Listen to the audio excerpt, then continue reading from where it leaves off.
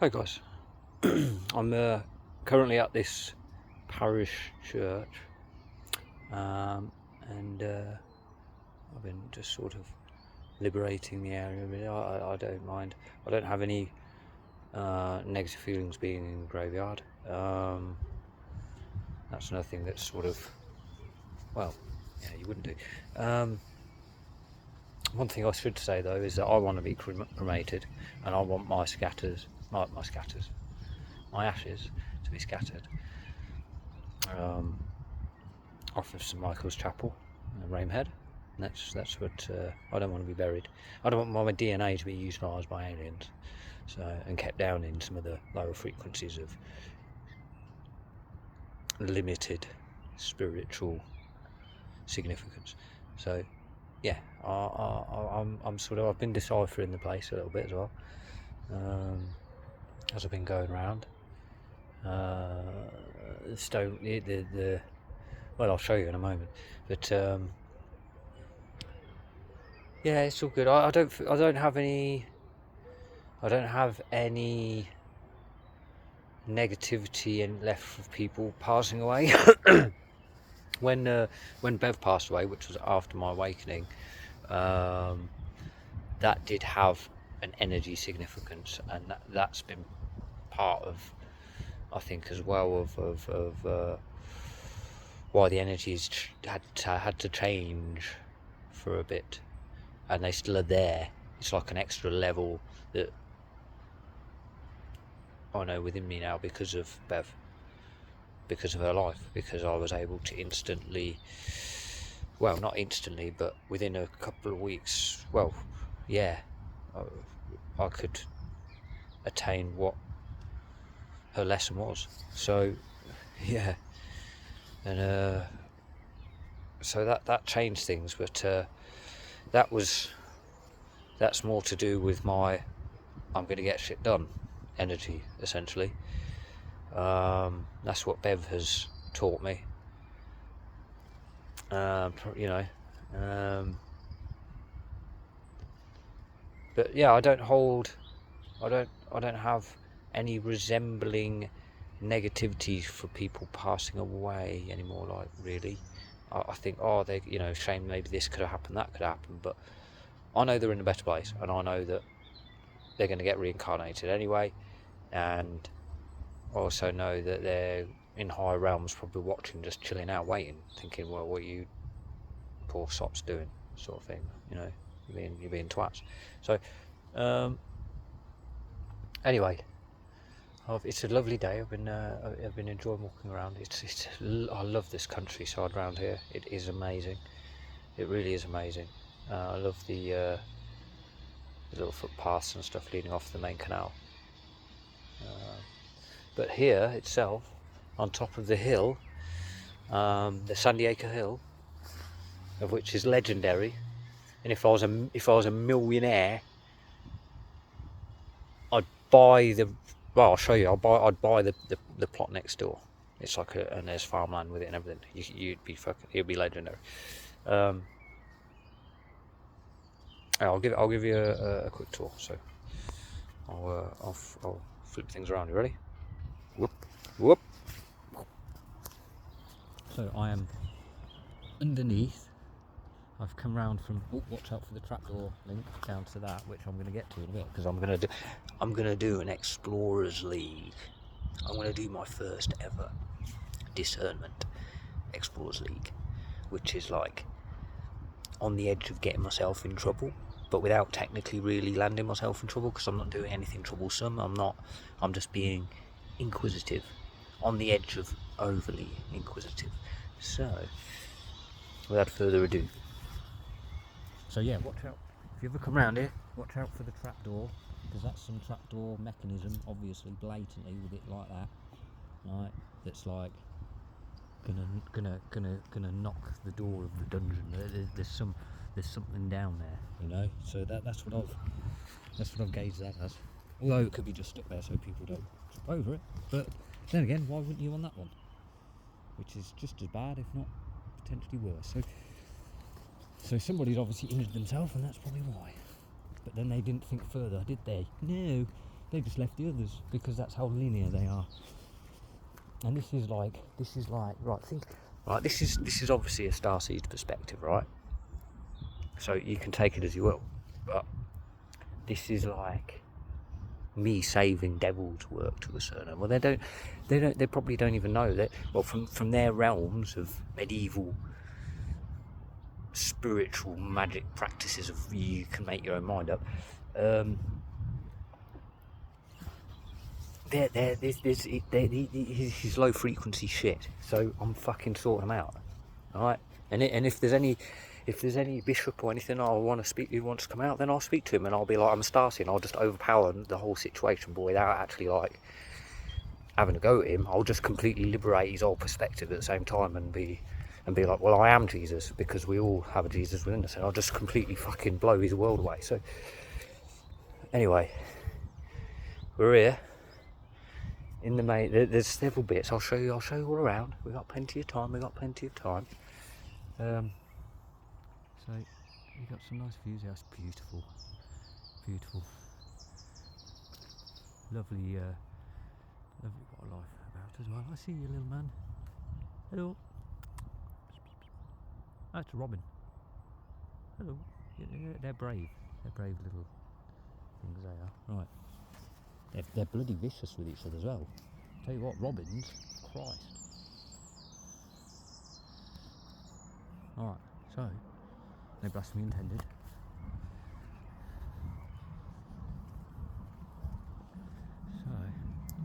But I'll show you the architecture of the building, because I can discern it. And in my discernments of it, well, it doesn't bode overly well, I'm afraid, for certain sort of perspectives that I'm going to potentially sort of nip off, I suppose, if I do say. So let's have a look. Right, I'll show you what I'm talking about. I've already gave him a knock and stuff, there isn't anybody home. Right, firstly, the architecture. Obviously it's like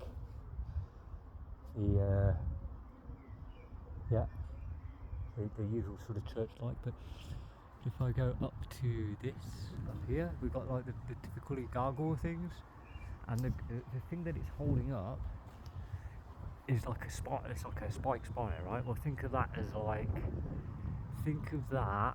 your root chakra, and it's like, and it's also like the Matrix, because if you look at it, right, it's got the gargoyles and that, right, which, you know, there's different meanings for that depending on what your viewpoint is, but the actual style of the architecture looks like it's a machine that's made out of people attached to it, beings. Yeah, do you see where I'm coming from?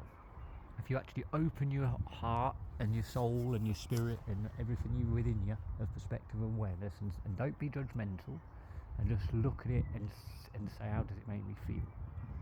Does it make me feel spiritualized? No, it's the other way around. It's, look at this place, it's doom and gloom, this is like the worst ever, and you've got to come here and feel bad and relive the traumas that you're not facing, right? That's what that is. That's what it is, right? So so that's the depiction of that in regards to, it's the Matrix. It's the lower frequency Matrix system, and these are the poor souls that's kind of, their energies have been, their lower, their trauma frequencies are being utilised to power the fucking thing, right? And it's lower frequencies, right? That's just the building blocks of the dimensional realm that's currently actually being broken away and reformed, because that's what I'm doing as a starseed anyway, as we know, metaphysically. So that's already gone out, that's already happening, and that's done. So what I'm getting at now then, so we've got that, and then we've got, obviously, well, it's a woman and a bloke, right? And they're both on those spires, and they're both not looking, they're both like with their mouths open. So what they're being is like gateways of, well, emotion, aren't they? You know, you make what you think of that. But then you notice the masculine, he's looking rather, she looks like a kind of, obviously they're gargoyled, but she's looking more like a normal woman, right? Him, however, he's looking more like he's something else. He's looking like he's not quite human, because if you look at the placement of the ears, things like that, it's kind of, he's something else, isn't he? He's not quite there. Well, that to me isn't, yeah, that's not inspiring. That's not really spiritualising, is it? It's kind of like, okay, well, we've got a matrix you're building, I get it, right, I get what you're doing. So you come back around to the doorway and you think, well, there's the main doorway there, right? That's the main doorway, right? Why is there a doorway here? Why is there a specific little pathway that's kept very smooth, i.e. for rolling things, yeah? Rolling things, bodies, maybe, yeah? Right, you with me? Yeah, makes sense. So maybe it was used for bodies, right? Maybe that's what it was used for, separate for that. But why would it be coming off the main church like that? And why would it have children? I believe I mean, maybe that's actually representing Mary and Joseph. Maybe that's Mary and Jesus, right? That could be what that's supposed to be representing. But it's a little door, and from a distance it looks like children's heads, yeah. Because you look at the size of them compared to the rest of the architecture. I mean, they're definitely obviously to fit the design maybe of the doorway, because it's a smaller doorway, but they look like kids, right? And then you've got this little miniature doorway, which I'm not very tall, but I have to duck to get in that. I think Amelia would just about maybe make it, but I don't know about that. She might struggle. So that's what I'm getting at. There's my discernment there so far, right? Are you with me? Now, if you go back down to the path and make sure not to step on the trapdoor button, because that would be bad, I'm going to do my first ever Explorers League. Let's find out what's lurking in the dungeon. I might have to put my light on for this. If I find a reptilian and he gets funny, I'm having him. Oh yes, I'm having him. Because I'm going to look straight through him and he's going to know. So here we go.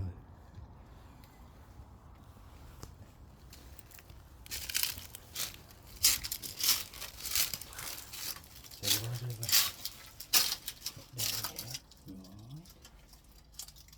right. Oh. You're gonna know. You're gonna know. Oh yes. Oh yes, you're gonna know. Hold on a second.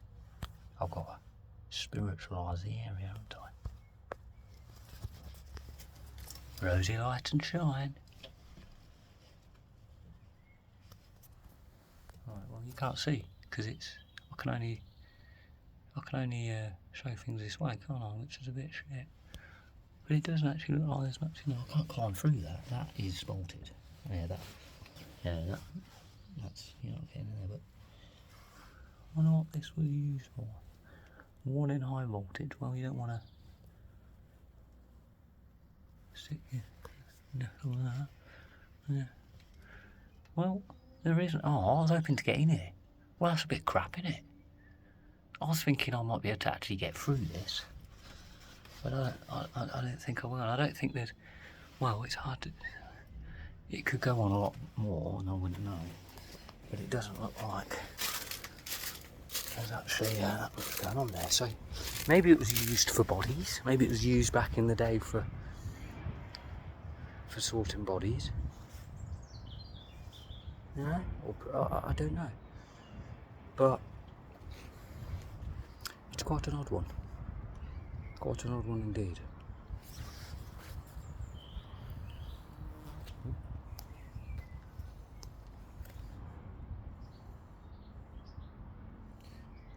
Thing is, as well, this stonework, this breeze block was added much later.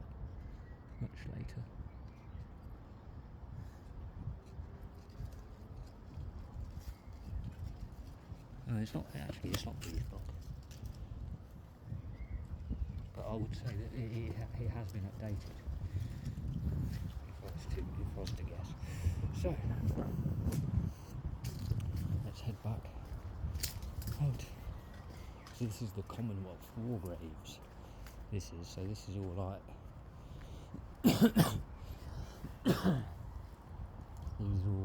these are all souls that need spiritualising, don't they, at the end of the day. So we're going to spiritualise them up as we go through this glorious walk, and I love it.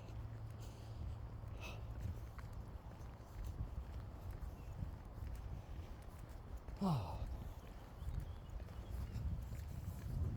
I'll show you the house.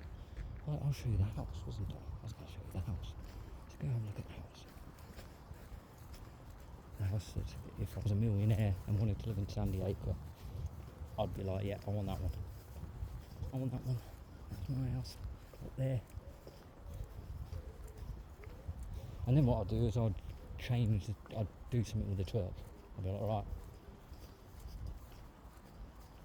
It's out of date, it needs sorting out. And it'll just get a complete fucking revamp. With the support of the local council, naturally. But yeah, I'd buy this place here.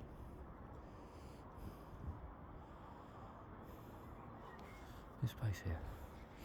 With the places below as well, as stables, even though they've been made into a separate property.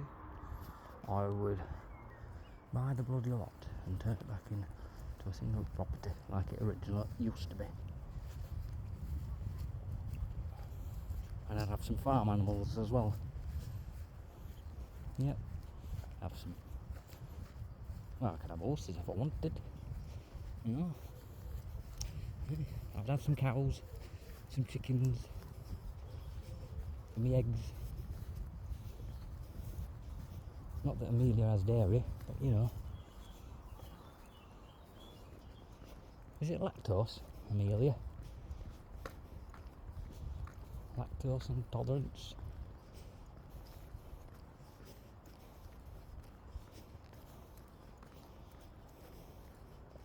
Right. So it's a massive hill, that is. Oh, right, let's go through the normal part of the extended graveyard, of which there is no need for extended grave departs.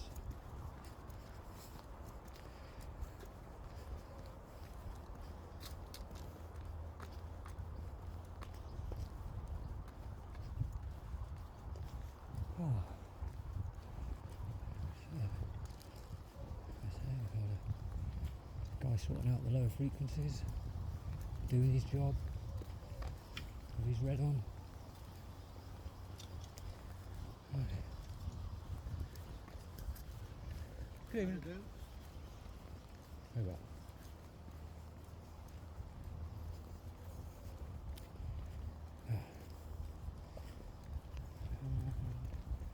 Now we go through the gate.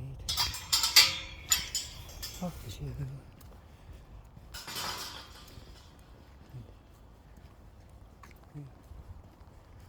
Oh. And hopefully I'll get my horse spot, although I won't be sitting down. I think I'm going to remain standing because it seems to be the solution.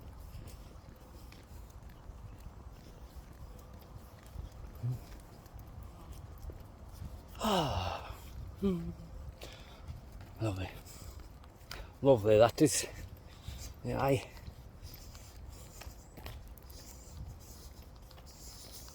Oh, that smell. I love this time of year. I love it. Obviously, January, February, freezing, snowing, all the rest. Right. March, rainy. March, rain season. March, all over the place. Weather's everywhere, doesn't know what it's doing. Right. Then you go April, into April. Beautiful, fresh. Everything's picking up. Life is really then coming into its own, isn't it? And it's like, right, you feel energized, don't you? April's there, and you just, everything's all freshened up and coming alive. Love it. And then May, especially now, just like this time of year now, early May, before summer's really like comes in. Oh, beautiful, absolutely fresh. The British wildlife comes alive. Absolutely beautiful.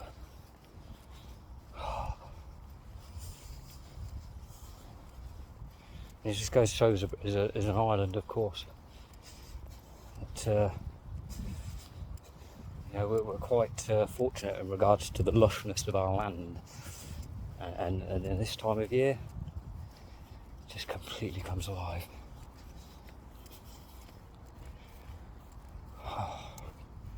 And here we are at my resting place, of which is not too far, but nevertheless it is